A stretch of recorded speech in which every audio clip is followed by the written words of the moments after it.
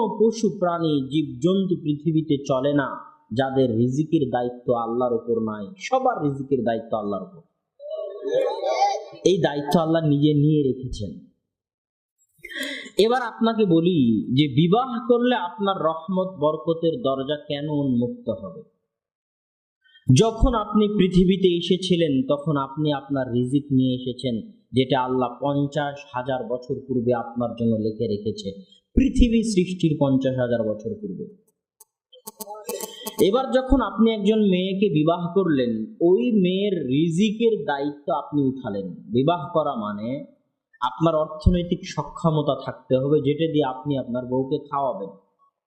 তো আপনার বউয়ের রিজিকের দায়িত্ব আপনি উঠালেন। এখন আপনার বউয়ের রিজিকে যদি লেখা থাকে ভাত, ডাল, পোলাও, মাংস, গোস্ত, ইটের বাড়ি, পাকা বাড়ি, 10 তলা, যা কিছু আল্লাহ সুবহানাহু ওয়া তাআলা